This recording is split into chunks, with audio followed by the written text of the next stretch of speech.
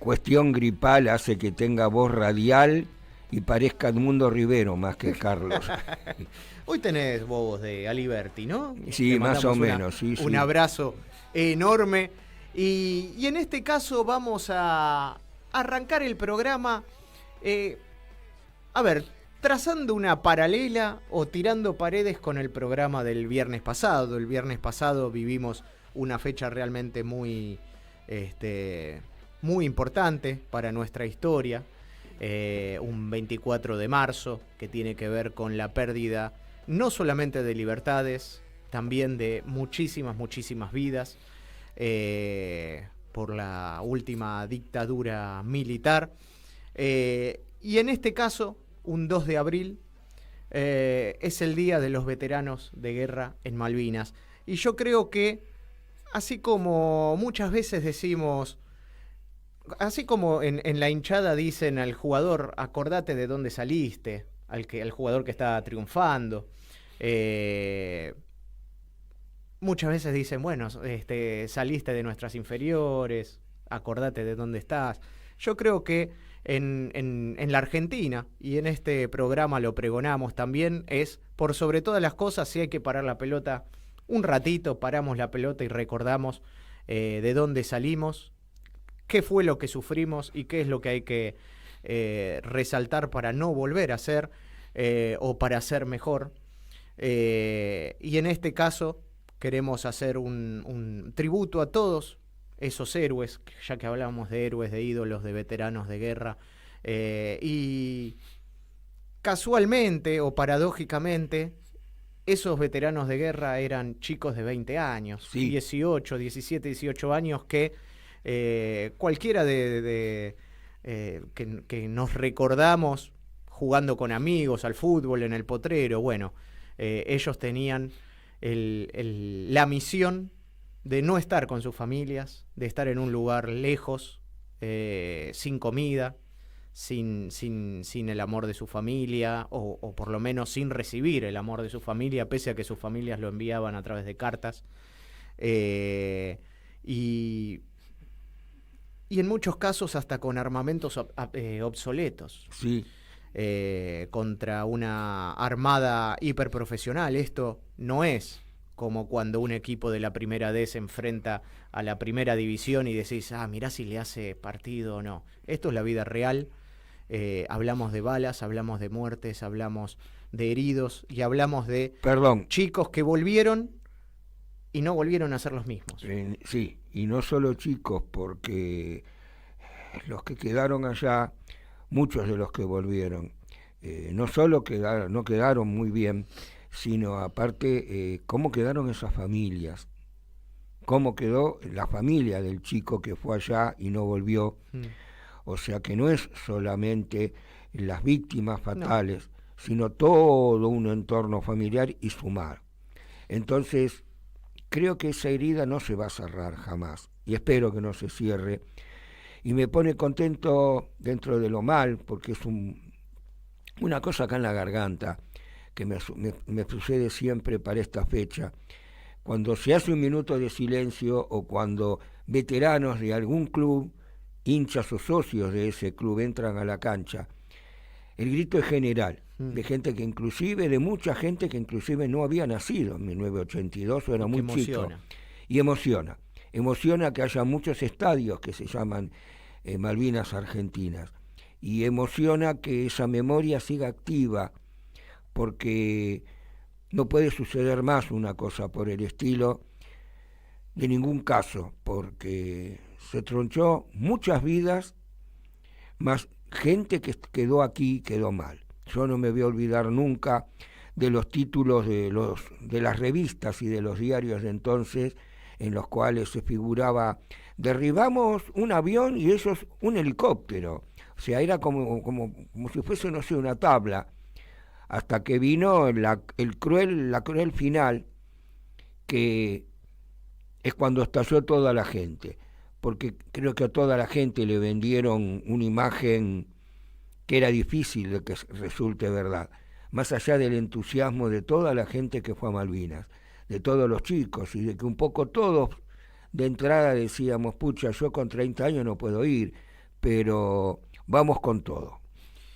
Vamos a hablar un poco de esto. Vos hablabas de los clubes que recogieron, por suerte, el guante y destacaron y le dieron el valor que merecen a nuestros queridos veteranos argentinos, héroes. Pero no sé si toda la sociedad civil Obvio que no. lo ha profesado, y mucho menos el político, en muchísimos casos. Y vamos a hablar un poquito de todo esto con un amigo de la casa, con Luis Vallés. Luis Vallés es periodista deportivo, hasta hace no mucho engalanaba el plantel de docentes del círculo deportivo, de periodistas deportivos, y también vivió ese momento allí, allá, muy de cerca, y saber un poco de esto. Tiramos varios disparadores respecto a lo que es hoy el 2 de abril, y lo que fue también, un poco mezclado con fútbol, pero por sobre todas las cosas, la memoria, que es lo que a veces nos tiende a fallar, y tenemos que impedir que eso suceda. Hola Luis, ¿cómo andás? ¿Qué tal? Buenas noches, Gonzalo, Carlos, un gusto escucharlo después de un buen tiempo, y sobre todo saber que Bote Tierra sigue firme los viernes ahí, como justamente en una estatua de esas que hoy tenemos mucho, conmemorando ahora a los caídos del 2 de abril. Gracias por acompañarnos, como siempre. En este caso, lógicamente, no nos vamos a centrar en el fútbol y en el fútbol cordobés y en el fútbol del interior como en otras ocasiones. Ya habrá tiempo para volver a esas charlas y anécdotas, pero en este caso te quiero preguntar, la primera pregunta que me sale surge de esta charla que tuvimos primero con Carlos, es decir, ¿sentís que la sociedad, primero política y después civil, rindió ese tributo que el héroe de Malvinas, que el veterano de Malvinas merecía? Algo que parece que los clubes de fútbol desde hace mucho tiempo y otros desde menos, pero se han sumado, sí han recogido el guante. Mira, se van a cumplir 43 años, ya casi media vida, ¿no? Sí. O toda una vida, si vamos al caso, para los que volvimos, y nosotros notamos que la reivindicación nunca es completa, que siempre costó reinsertarnos en la sociedad, y que justamente el espectro político, que ha sido tan cambiante, con mucha variabilidad, con mucha grieta, no se porta bien, no está acorde a lo que uno necesita justamente para estar de nuevo normalmente en una sociedad, más después de una guerra y de cómo se llevó a cabo esa guerra. Ahora, la gente, la parte civil que mencionaste, yo creo que sí, porque cada vez que cruzo a alguien, si no me conoce y se lo digo, enseguida la mirada nomás es distinta y noto el respeto. ¿Y sabe dónde se nota mucho? En los actos. Ahora se viene un nuevo 2 de abril, decía yo ahí fuera del micrófono a Carlos de que ya me han hecho la invitación en este pueblo chico que ahora resido, ya creo yo hasta el final de mis días, y se van a cumplir 4 años acá en Misiones, pero en todas las ciudades esos actos la gente está a la par. Y si hay un desfile grande como hizo este presidente actual el 9 de julio del año pasado, también estuvieron ahí firmes. Ahí es donde uno nota de que estamos, ¿no es cierto?, en boga, que estamos siempre reconocidos, y no solamente a través de las canchas de fútbol. Y vos decías también al principio de que no vamos a hablar de deporte, pero una vez no puede distenderse de eso, y vos me decís las canchas, más allá que vayan las hinchadas locales nomás. Yo he notado, propio de la edad que tenemos, propio del periodismo deportivo, que fue gran parte de mi vida hasta que me jubilé, que aquellas banderas, si vos te acordás, cuando incluso iban las dos hinchadas, las barras, y después barras bravas, todos estaban representados a través del Che Guevara como algo de rebelión, como algo de dignidad, como algo de que acá está el social, el más bajo en esa sociedad, y la peleamos. Bueno, esas banderas con el rostro del Che Guevara han sido reemplazadas por las de Malvinas. Si vos haces un análisis a imagen televisiva, no más sin ir, ni siquiera ir a presenciarlo, pero ustedes que son periodistas van más seguido a la cancha y lo notas. Ahora de pronto haciendo zapping estoy viendo que está jugando Argentino de Merlo, el clásico con su rival de siempre, y hay banderas justamente marcando las islas y que siempre estaremos y volveremos, y eso es una reivindicación, para hacer una síntesis de lo que me preguntaba al principio, cómo uno se siente en el sentido del reconocimiento. Qué importante lo que decís, y como símbolo también, ¿no? De resistencia y de aquí estoy, ¿no? Tan importante. Carlitos. Luis, ¿cómo de te va? Identidad, perdón, Gonzalo, Sí. y de identidad. Y de ¿Sabes identidad, qué? De claro. reconocer la soberanía, porque ¿por qué fuimos esa Obvio. maldita guerra que no se debía haber hecho o cómo se hizo? Y si habría que ir de nuevo, uno va a ir de nuevo, porque justamente uno siente en el Obvio. sentido de la nación, Obvio. en lo que es el corazón, lo que es el alma, lo que es el cuerpo, lo que es el espíritu. Y yo creo que esto nos muestra un poquito ante el mundo, y más allá que a veces grandes federaciones como la misma FIFA y todo eso no quieren que mezclemos política en realidad, y por eso de pronto te tachan o te dicen nada de mostrar que las Malvinas son argentinas. Y Claro. bueno, y uno justamente se resiste, bien usaste la palabra recién. Lucho, buenas noches. Y me tiraste un centro y seguimos hablando de fútbol, aunque no íbamos a hablar. Y viste, me la pusiste en la cabeza como Bochini, viste que te decía dónde querés que vaya. Bueno, es lo mismo. Uno asocia la idea, Carlos, y no puede evitarlo. Exacto. Además que nos gusta tanto esto. Y obvio. Primero el periodismo en sí, y después el deporte, y en este caso el fútbol, ¿no? Que es lo más pasional que tenemos. Por supuesto. Bueno, entonces te completo lo que estábamos diciendo, o sea, el centro ese que me tiraste a la cabeza. ¿Y cómo fue la ida? O sea, ¿qué sintió Luis Valles cuando le tocó ir a Malvinas? ¿Cómo llegaron? ¿Cómo sentiste todo eso en aquel momento? Y una cosa brusca, es una cosa cambiante de golpe. Siempre cuento a todos de que una vez que hice el análisis propio de la guerra, más que el estudio me ayudó mucho, ¿no? Uno dice, ¿cómo no la vamos a perder si llevaron a muchos muchachitos de 18 años, porque lo obligaba el servicio militar de ese entonces para arriba, 19, por ahí el que iba con prórroga estudiantil 20, 21, 22, sin preparación alguna, y lo sacaron de las tierras más calurosas hacia el sur. Y te estoy hablando yo como cordobés, y peor aún fueron los correntinos, los chaqueños, misioneros, formoseños. Entonces,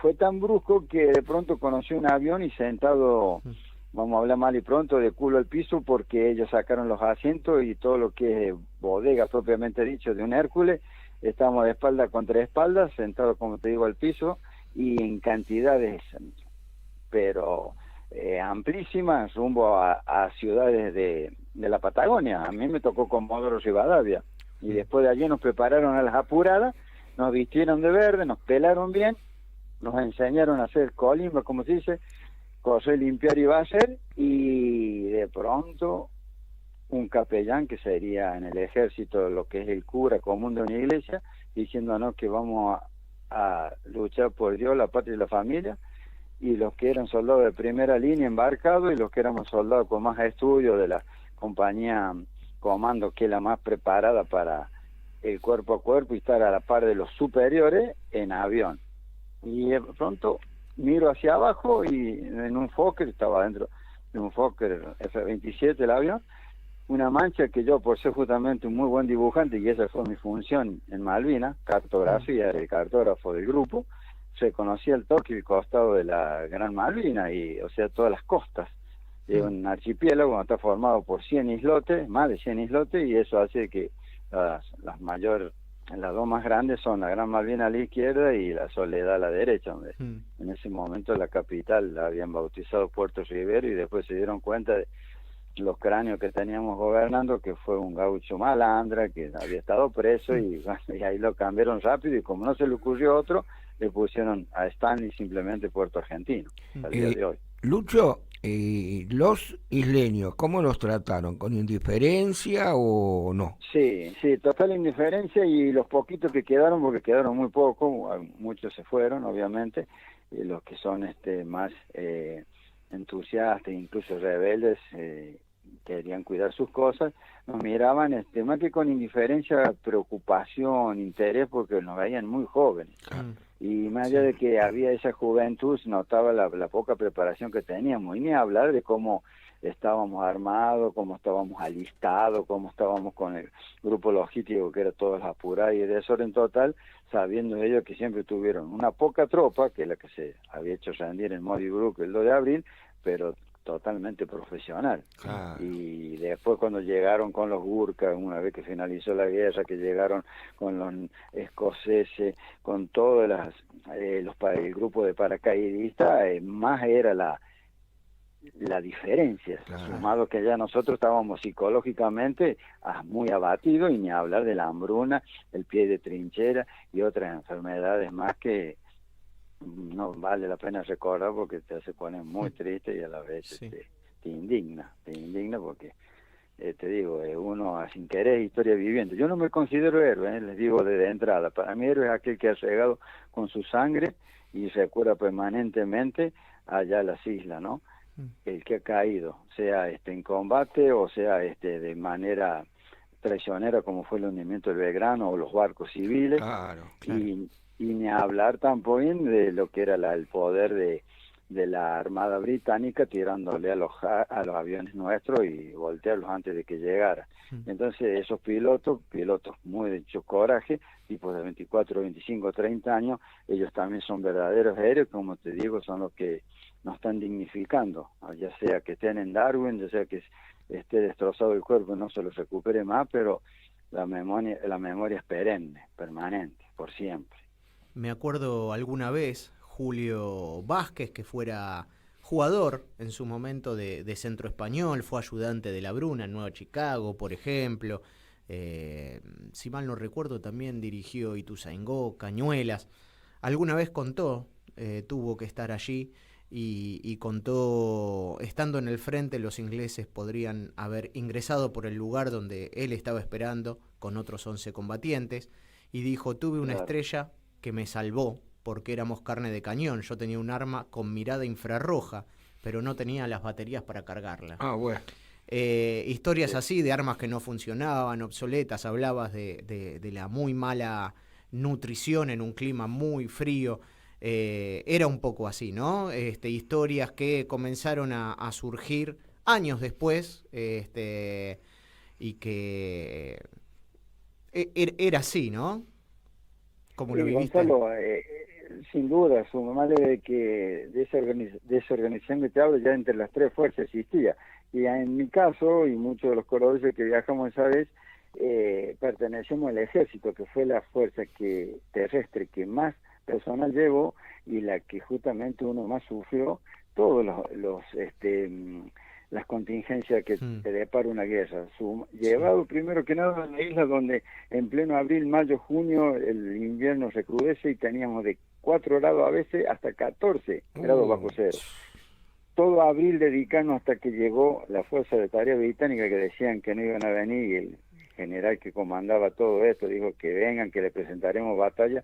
Sobraba la situación, vinieron todo ese mes previo, que fue abril, haciendo pozos de zorro, las trincheras, cavando tierra que tiene laja a los 30 centímetros después de la vegetación, que es la turba malvinera, donde se te rompían las manos, porque las únicas palas que teníamos es la que va de cintura, la pala Lineman de la época de la Segunda Guerra Mundial. Y los fusiles belga, el FAL del año 62, año 60 de fabricación, que vos tirabas en automático, se te recalentaba el caño y se dilataba y eso te lo torcía. Y cositas así. Después sumarle el maltrato del mismo superior, de un sargento, de un cabo, que también estaba asustado como nosotros, y en ese entonces llegaban las encomiendas, la carta soldado desconocido, todo lo que hacía la sociedad argentina a nivel continente, y pronto ellos te lo quitaban o te lo distribuían mal, ni hablar de cigarrillos. Caían 20 paquetes, 15 para ellos y 5 quedaban para los soldados, y los soldados éramos mayoría. Claro. Todo eso es ya en el comienzo de la guerra, y ni hablar cuando empezaron los bombardeos, que vos tenías que estar en el pozo, se desmoronaba porque se lo volteaba todo, sumado a las lluvias, que las lluvias con los vientos eran de 100 kilómetros horarios permanentes, luego que no podías ni siquiera tocarle nada al isleño, entre ellos el ganado lanar, que cuando lo hacíamos lo robamos prácticamente, pero tampoco lo podíamos hacer por la cantidad de humedad, y no te permitían prender fuego, porque en la noche, que es totalmente muy oscura, sin luna alguna, hasta la llama del cigarrillo se ve a distancia. Y vos hablabas hace un rato del comentario de Julio con la cuestión del armamento, ellos tenían mira infrarroja por doquier. Claro. Entonces de la nada te descubrían. Claro. Sí, Y entonces era el tiro al blanco para ellos. Y así cayeron muchos soldaditos en estos pozos mismos asomando la cabeza. ¿Por qué? Por la tecnología avanzada del enemigo, que han hecho la historia a base de guerra. La última mía, Lucho, sé la respuesta porque lo hablamos, pero quiero que lo escuchen los oyentes de nuestro programa. ¿Cómo saliste a flote de semejante infierno a pesar de que hacía frío?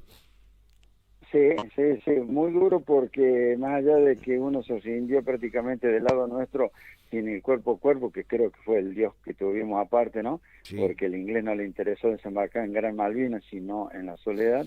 El mes posterior a la baja fue muy duro porque nos inyectaban la comida para poder recuperarnos del todo. Nos dieron un decálogo de 10 preguntas donde nosotros teníamos que decir, negar todo más al periodismo, incluso a la familia, y por sobre todo la psique, cómo te queda. Claro. Y a mí me ayudó mucho la familia a conseguir trabajo rápido y estudiar.